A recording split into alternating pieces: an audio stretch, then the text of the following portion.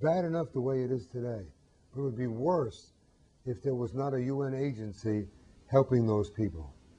On the Golan Heights, there have been UN peacekeepers for 40 years, keeping the Syrians and the Israelis apart.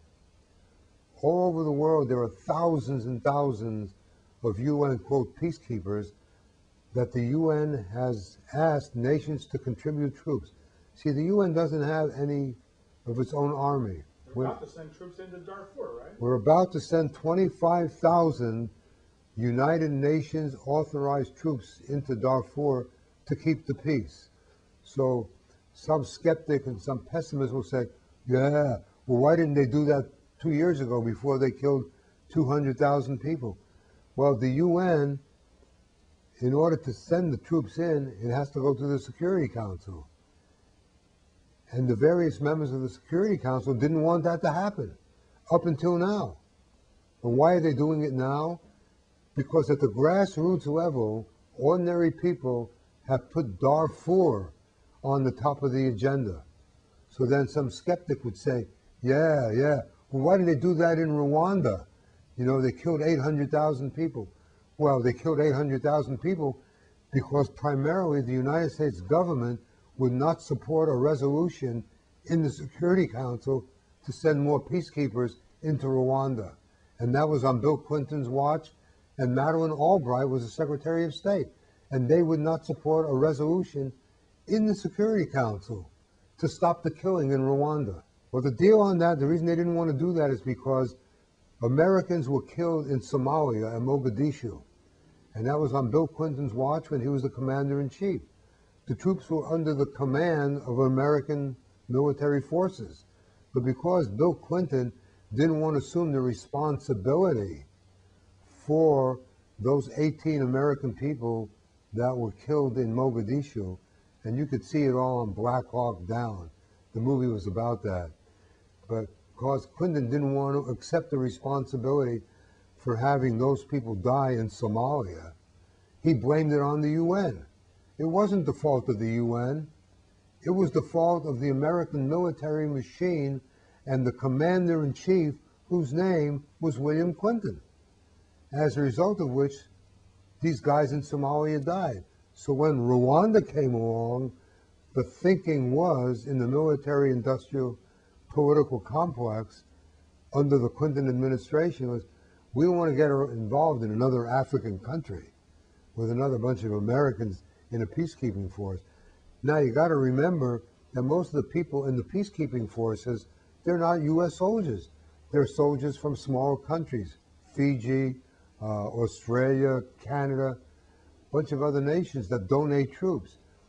The number of Americans that are part of peacekeeping forces is extremely small, but because of America's technological superiority, we provide a lot of the logistics, the helicopters, the tanks and the guns and the uniforms, etc., etc. Plus, we pick up a share of the expenses of the peacekeepers.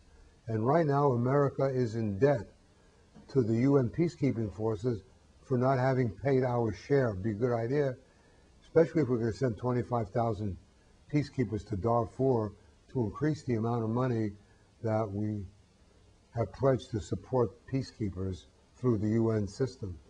It's a little more complicated than what I'm saying, and I think you could study all about that by going on the United Nations internet.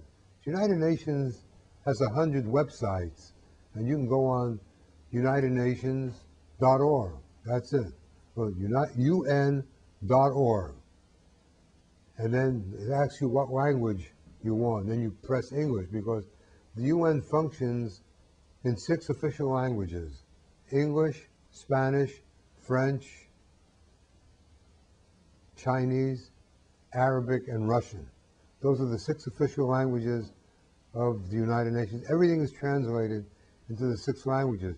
So when you go on UN.org, say what language do you want? You just press English, and then it tells you what agency do you want to connect with. You can connect with any one of 32 agencies.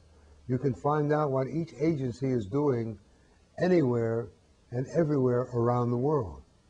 So In terms of transparency, the UN is an extremely transparent organization, much more transparent than the executive branch of the United States government. Because right now, the Bush administration and its Vice President Cheney, they're operating under secrecy. But the United Nations doesn't operate secretly. Everything the UN does is out there in the open. And if you want to know what they're doing, just go on UN.org and then click to what agency you want and find out what the UN is doing all over the world.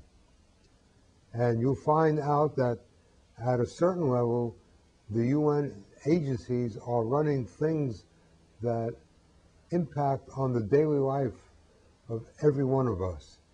If you take an airplane, the safety and the regulations are organized by a UN agency called the UN Agency on Civil Aviation, located in Montreal.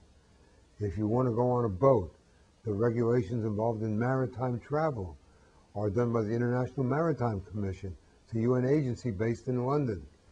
If you want to mail a letter to a little town in South Asia that nobody ever heard of, you put a postage stamp on it, boom, take it to the post office and it's on its way. Because a UN agency based in Geneva organizes the postal service of the world, called the International Postal Union. It's a UN agency. You want to make a cell phone call or plug into shortwave or deal with satellites in space.